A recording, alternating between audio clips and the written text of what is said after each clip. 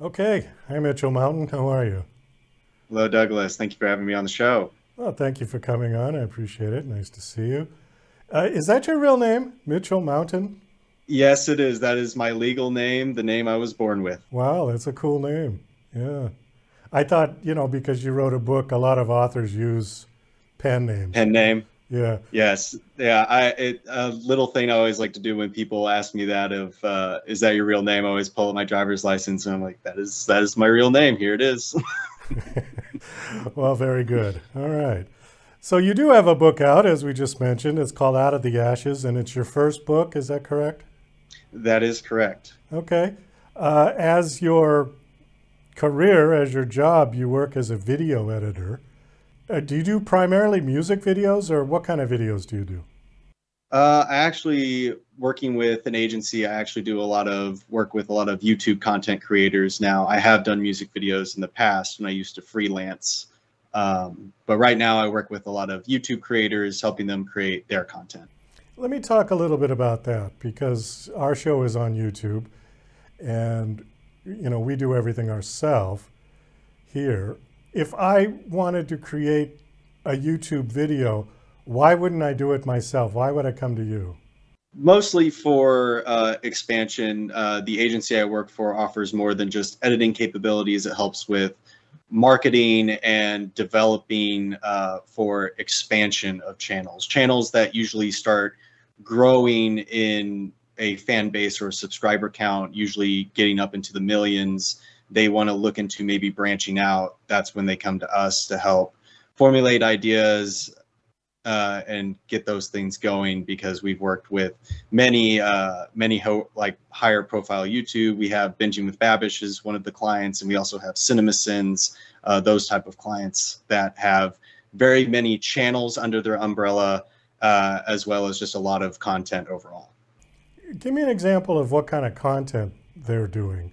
So Binging with Babish is a big one, and he does a lot of cooking content, mostly a lot of cooking videos revolving around food that shows up in like television series, video games, other sorts of media, and creates recipes for making those. Along other things, there's one, we did one where we mixed like hip hop with like a hip hop inspired dish sort of thing. So that kind of stuff, just fun YouTube creative stuff. And so your job actually is the actual video editing, Adobe Premiere or something like that. You're actually working with, Yes. okay, you're working with Yes. the actual content, chopping it up. You know what I've noticed is that the younger the editor is, the faster and more frequent the cuts are. Is that something directly related to age? Maybe along with age, but also just growing up. I know with as younger generations, they're the amount of time to focus on one thing. The specific word isn't coming to mind right The now, but the attention actual span? attention span. Yes, Yeah. the attention span is shorter, and I think that plays into a little bit because I know what you're talking about. Instead of letting just something play out for a little bit, it's like, oh, we need to cut here, and it's a lot choppier cutting. It's a lot choppier. And I mean, literally 1 second they chop it. And some of it gets to be like dizzying for me. I can't watch Yes. it when it gets cut like that. I mean, obviously, I think for my show, an interview cut like that would be horrible. That would be Uh, insane to cut it like that. Yes, I've watched a podcast interview where the whoever was behind the editing or the cameras was cutting between people every like 30 seconds. It's like, this is supposed to be a podcast and sit down. You don't need to be cutting every every like 30 seconds here.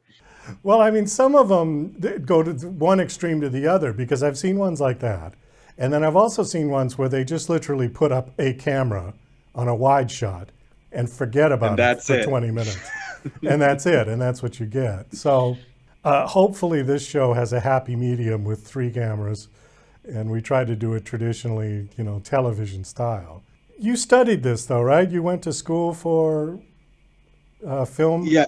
Or Yes, I went to Belmont University for film for to get a bachelor's in arts in film. Yes. Okay, now what did they actually teach you there? Did they actually put you on film stock, so you saw how it was done in the old days with razor blades and glue? No, we didn't get we were told stories about that, but we don't have any on-hands experience with that anymore. Everything is now digital when it comes to teaching this sort of stuff. And it wasn't just editing that I was taught. I also did study screenwriting and also just filmmaking in general. I did direct my own senior thesis film during my senior year. So it wasn't just editing. As I was leaving, I decided myself to specialize more in editing and actual career standpoint. But we touched that in that education, we touched on all aspects because their philosophy there at that school is to teach you everything and let you choose what you want to specialize in, which I was very appreciative of. Okay, so you did write some screenplays while you were there, yeah, and produced? Yeah. Yes. I also, during my senior year, wrote a screenplay called The Way of Walking Alone, which is actually about a historical Japanese warrior named Musashi Miyamoto, and submitted that to a few competitions and ended up becoming a quarterfinalist and semifinalist in a few competitions. How did you find the transition from writing screenplays to writing your first novel? It was interesting. I've always had an interest in just storytelling in general when I was at a very young age. I think at about when I was 13, I actually tried to write a novel, so to speak. But it just proved at that time for me, I was like, this is too challenging, and ditched that. And then I got into more just standard art form of drawing and maybe making a comic book. Again, I was like, this is too much. And then that's where I got into film and screenwriting. And because I'm a visual person, I'm a visual learner. I'm just a visual person in general. And so that's when I really got into film. And then while I was in film school, I just had this idea, an inkling of idea in my head of this story that I thought could do something, but wasn't sure. But then it just kept coming back to me as time went on. And I said, okay, I guess I'm going to sit down and do this, and just started baby stepping along the way. And the next thing I knew, I was like, I guess I can write a novel. Okay, so your story, Out of the Ashes, that started out as a screenplay? No, it did not start out as a screenplay. Okay. It did start out as a novel. It was just something that I had an idea for, that I did play with the idea of like thinking it over, being like, this could be a screenplay. But then as it developed more, I was like, no, this is too big. And that's when I was like, okay, I guess I can sit down and try and write a novel. Well, I guess the obvious question is, could this be made into a film? Yes, there's going to be, this is the first in a series that I have planned, but it could potentially, yes, with each book being its own movie, yes. All right. Compare it to movies that are out there now. Where would it fall in? Well, it's funny because each book is kind of its own genre, in my opinion. The first book is very more like a road trip. So I would say Lord of the Rings meets like a road trip movie. It's like Lord of the Rings meets like a road trip movie where they're going to all these different places. It's not like they're like, we need to get the one ring to Mordor. It's more of we're trying to escape something and we're on the run and we're going to all these different places to try and hide type of situation. I can't think of one singular movie to really encapsulate it. So like a teen sex comedy set in Middle Earth? not like a teen sex comedy, but like a road trip movie. More of what is it, like have you ever seen the movie? I think it's like Mr. Fantastic or something like that, about a guy and his family on a road trip. It's more of that meets Middle Earth. Well, when you said road trip, immediately I thought of the movie Road Trip. Oh, the one with Tom Green. Yes. Yeah, which certainly was like a teen sex comedy. So here I am, while you're describing that, I'm thinking of that movie, and somebody who looks like Gandalf. And I was having trouble kind of putting that together in my head. No, it's very hard to explain when people try and get me to try and explain it down to very simple terms. Like, well, It's very hard because it is very like people read it and they're like it's very unique. I'm like, I hope so. That's the point. Okay, so we just got a couple of minutes left. So basically, in a nutshell, what do your characters do? Give us a 1 or 2 minute synopsis. Yeah, so the book follows various character perspectives, and I wanted that for a reason because just as in real life, I don't think there's right and wrong necessarily. It's like everyone has their own perspective of the world based on their past and their experiences. So you have a character who is an official in the leading government system, a character who is the leader of the rebellion rising against that organization. One is a princess who goes on the run to see the world. One is a criminal.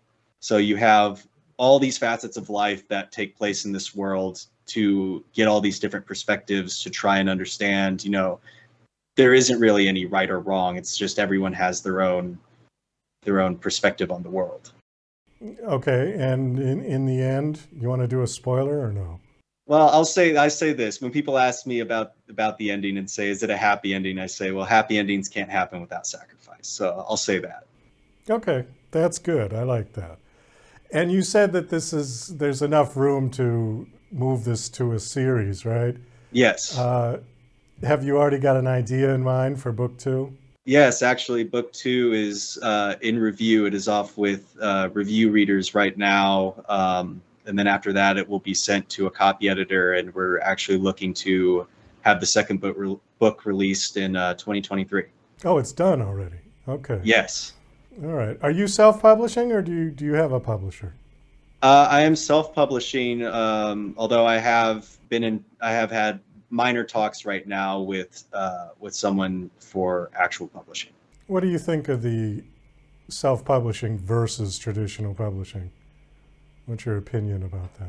I think it depends on what you're looking for. The reason I went with the self-publishing to at least start out with was because I knew with tradition, like for me, it was something that I'm like, I want to get this book out. I want to get it out there and everything. I knew with the traditional publishing model, I can submit it, but then it could be another couple years of reviewing and, the publisher having editors take a look at it and everything. It's like, okay, that could be another 2 years before the book comes out. And I was like, I just don't want that. So that's why I went with the self-publishing model. So it's, in my opinion, I think both work. It's just I just think what you, the author, are wanting.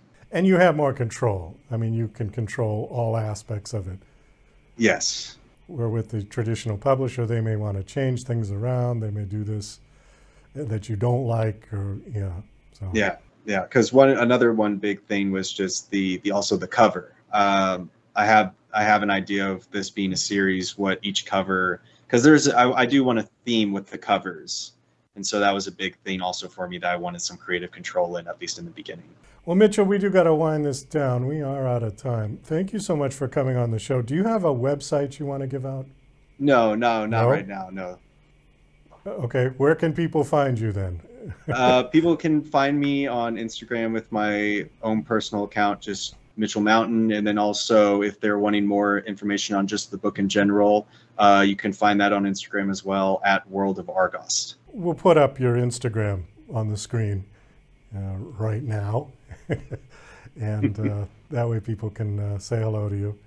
All right. Well, thanks so much for coming on the show. Best of luck. It was nice talking to you. I hope the book does well for you.